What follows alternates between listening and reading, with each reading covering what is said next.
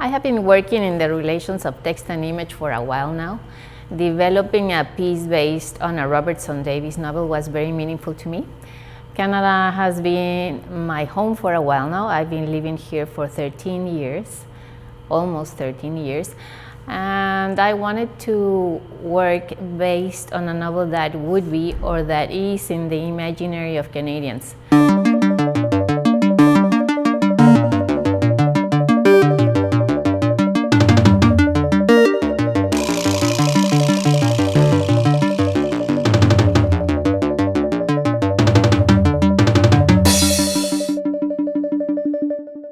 The Stone in the Snowball is an installation based on the first scene of The Fifth Business by Robertson Davies.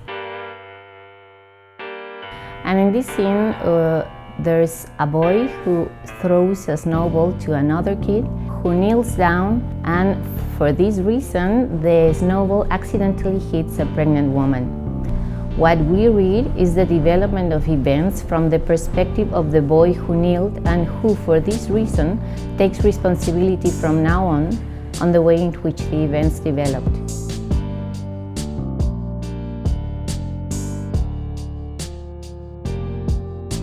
I'm quite intrigued by this piece because it appears to be a hybrid between a book, it's a fold-out accordion display with a video element. My name is David Liss. I'm a curator here in Toronto, also an artist. I'm currently an adjunct curator at the Museum of Contemporary Art Toronto and a programmer and curator at Arsenal Toronto. The Stone in the Snowball. So it brings together two mediums that we wouldn't often associate with each other. Okay, well, my name is Ximena Berecochea, and I'm the director of YYZ Artist Outlet. We're a non-profit artist-run center here in downtown Toronto, and we're very happy to host the work of Ximena Berecochea. This piece has been a great success for us in that it's located in our window space, which is highly visible from the courtyard and from the hallway. And it's also presented in the window, so there's an intimacy to it. It is a book scale object, really, with this tale that unfolds inspired by Robertson Davies' iconic Canadian novel, The Fifth Business. Davies was greatly interested in Jungian psychology, and for this piece I take from Jung's notion or concept of synchronicity, which is so powerful in the novel. By this I mean how events may not be always related by a link of cause and effect, but rather by their importance. Life is not a series of random events, but more precisely an expression of a deeper order.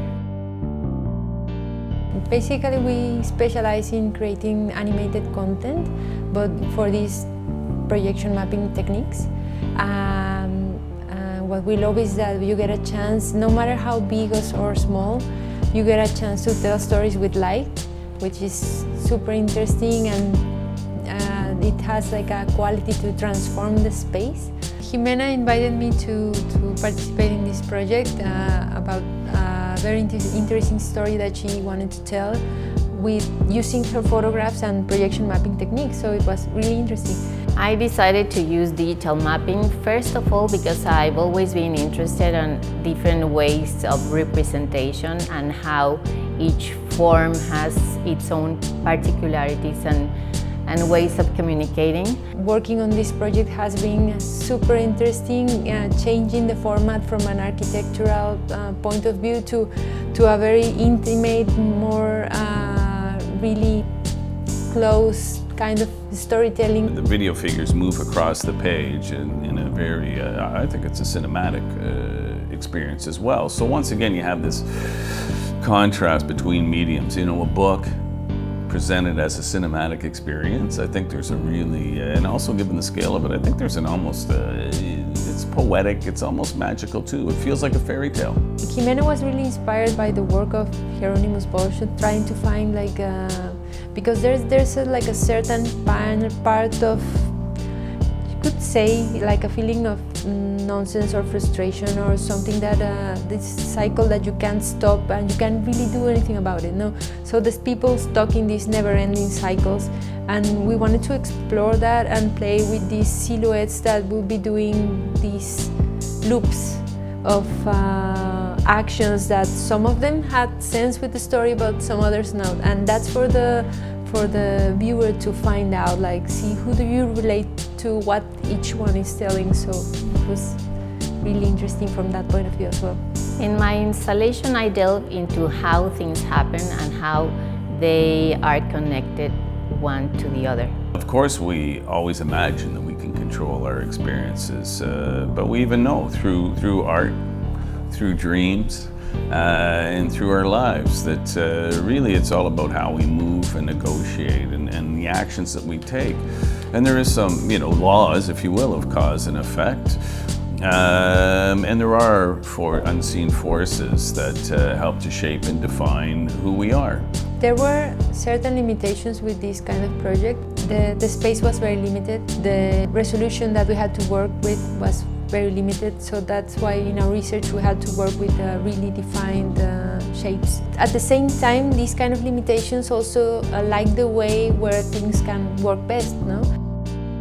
The work has been highly liked. The people have remarked about the images and the sense of wonder that animation provides to the narrative.